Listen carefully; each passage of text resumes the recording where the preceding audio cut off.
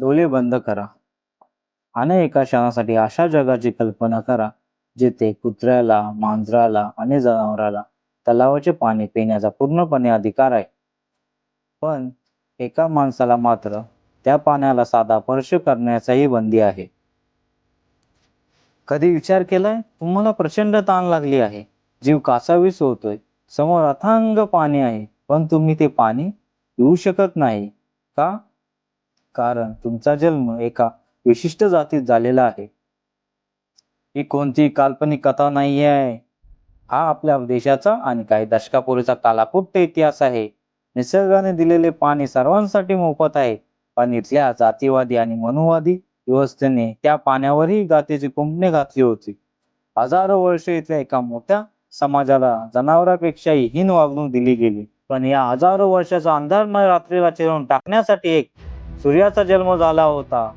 तो सूर्य म्हणजे विश्वरत्न परमपूज्य डॉक्टर बाबासाहेब आंबेडकर. 20 मार्च 1927 हा तो ऐतिहासिक दिवस आहे ज्या दिवशी या महामानवाने महाडच्या 14 तळ्याचे पाणी प्राशन केले आणि हजारो वर्षाच्या गुलामगिरीच्या साखळदंडाचे तुकडे तुकडे केले. मित्रांनो, हा लढा फक्त पाण्यासाठी नव्हता, हा लढा होता माणूस म्हणून जगण्याचा अधिकाराचा.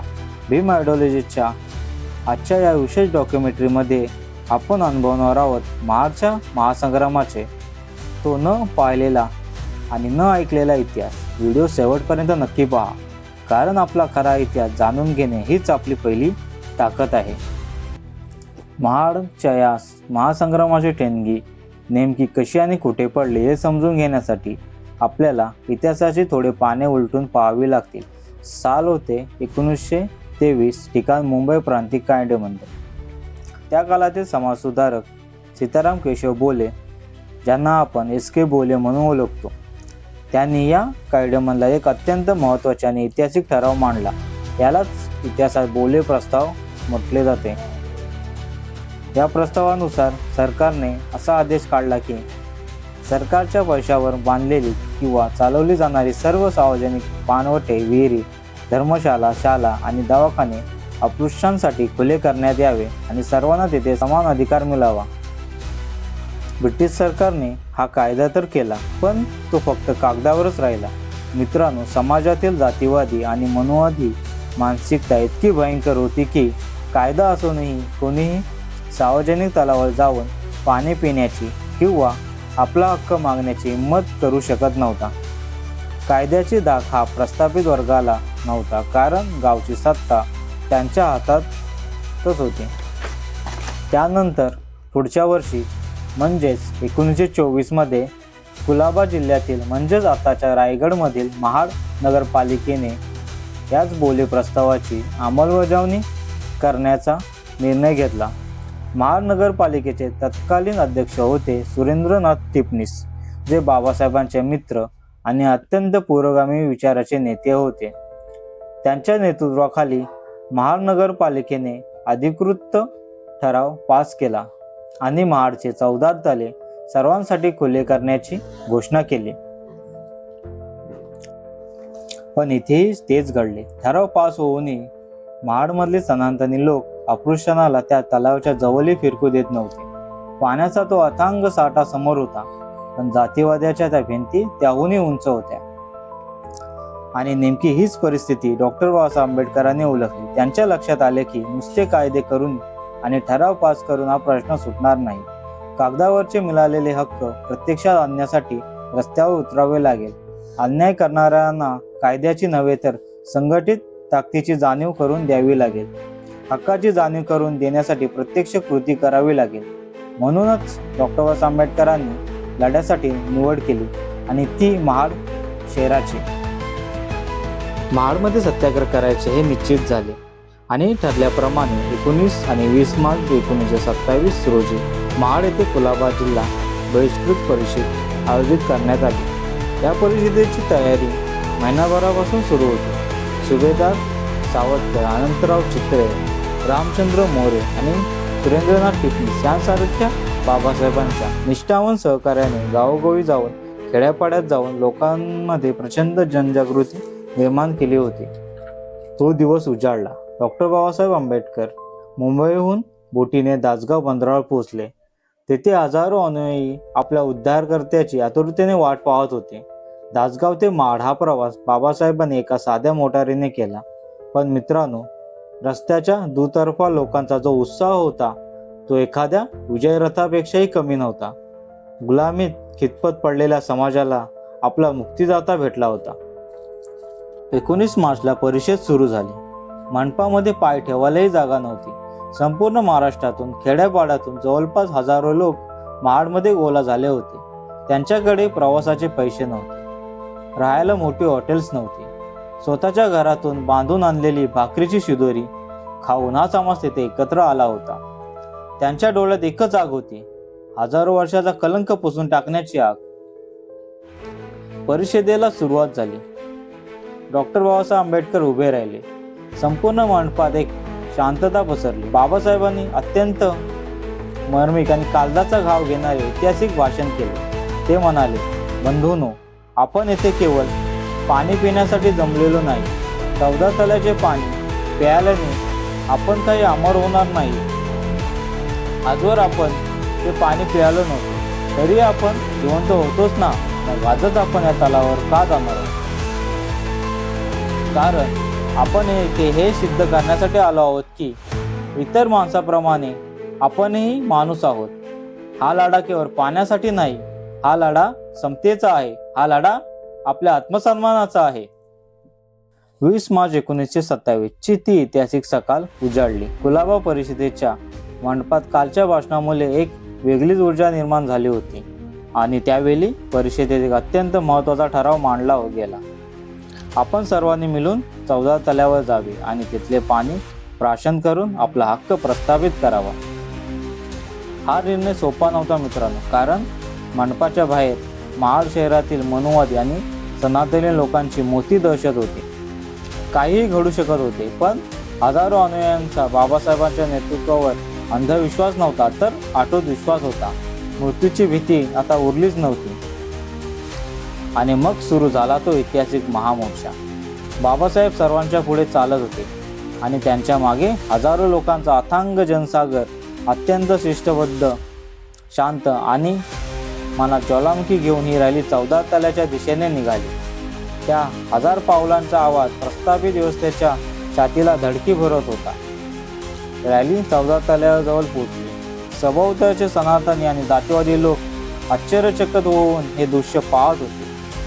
त्यांना विश्वास बसत नव्हता की ज्यांना आपण कालपर्यंत पायाची धूल समजत होतो ते लोक आज आपल्या हक्कासाठी एवढ्या छातीठोकपणे कसे उभे आहेत. संपूर्ण महाड शहरात शांतता पसरली.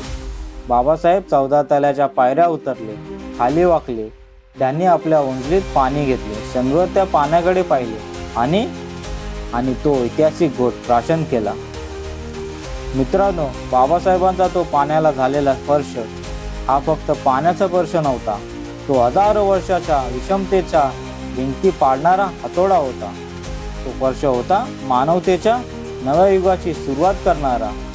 बाबासाहेबांच्या पाठोपाठ तिथे उपस्थित असलेले त्या हजारो अनुयायांनी उंजलीत पाणी घेतले.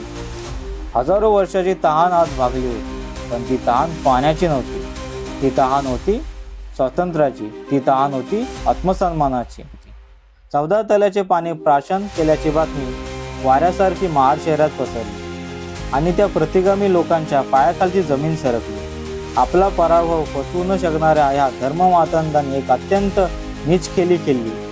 संपूर्ण महाड शहरात एक जाणीवपूर्वक खोटी अफवा पसरवण्यात आली की तल्याचे पाणी बाटवल्यानंतर हे अपृश्य लोक महाडच्या वेळेश्वर मंदिरात घुसणार आहेत.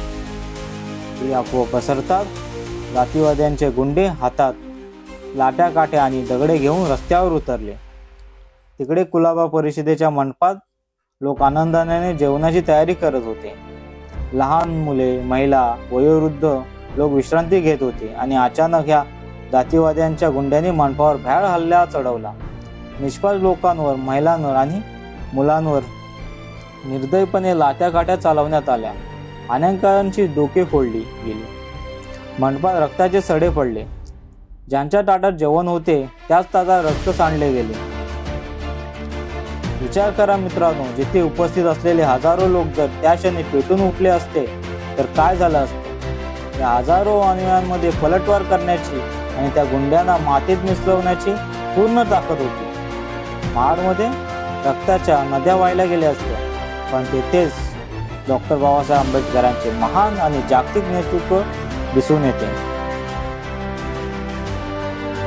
रक्तबंबाळ अवस्थेतही अनुयायांनी बाबासाहेबांच्या आदेशाची वाट पाहत होते. बाबासाहेबांनी त्यांना अत्यंत कठोर शब्दात आदेश दिले होते, कुणी हात उचलणार नाही, आपण कायद्याचे पालन करणारे लोक आहोत, आपण कायदा हातात घेणार नाही, आपला लढा हा हिंसेचा नाही, आपला अधिकारांचा आहे. आणि मित्रांनो, अंगातून रक्त वाहत असतानाही त्या हजारो अनुयायांनी आपल्या नेत्याचा शब्द पाळला आणि एका महाभयंकर दंगलीपासून देशाला वाचवले. हा संयम, ही शिस्त जगाच्या पाठीवर कुठल्याही क्रांतीत पाहायला मिळत नाही. पण निर्लज्जीपणाची हद्द तर तेव्हा ओलांडली गेली जेव्हा दुसऱ्या दिवशी त्या कर्ममठ आणि प्रतिगामी लोकांनी 108 घागरी गोमूत्र आणि शेण टाकून ते 14 तले शुद्ध करण्याचा देखावा केला. विचार करा, ज्या तल्याला कुत्रा, मांजराचा, जनावराचा, घाणीचा उताल होत नव्हता, ते तले एका माणसाच्या स्पर्शाने अशुद्ध झाले असे मानणारी ती किती विकृत मानसिकता होती. पण त्यांना हे माहीत नव्हतं की ते शुद्धीकरण नसून त्यांच्या हजारो वर्षाच्या मानसिकतेचा हा शेवटचा मुडदा होता, तो डॉक्टर बाबासाहेब आंबेडकरांनी कायमचा काढला होता. मित्रांनो, महाडच्या 14 तल्याचा तो संघर्ष आज इतिहासाच्या पानावर नोंदवला गेला आहे. आपण आज 2026 मध्ये एका आधुनिक भारतामध्ये जगत आहोत. कदाचित आपल्याला सार्वजनिक ठिकाणी पाणी पिण्यासाठी बंदी नसेल, कायद्याने अस्पृश्य संपवले आहे. पण एक प्रश्न नक्की स्वतःला विचारा, महाडचा तो लढा खऱ्या अर्थाने संपला आहे का? नाही मित्रांनो, जोपर्यंत माणसाच्या मनातील जाती भेदाची भिंत पडत नाही, जोपर्यंत केवळ जातीवरून कुणाला कमी लेखनाची मानसिकता संपत नाही, तोपर्यंत महाडचा तो लढा अपूर्णच आहे. बाबासाहेबांनी त्या दिवशी केवळ पाण्याचा सत्याग्रह केला नाही, तर त्यांनी त्या हजारो वर्षाच्या कुजलेल्या मानसिकतेला आव्हान दिले होते. 20 मार्च 1927चा तो दिवस, म्हणूनच आज संपूर्ण भारतात सामाजिक सबलीकरण दिन, सोशल इन्व्हॉल्वमेंट डे म्हणून अभिमानाने साजरा केला जातो.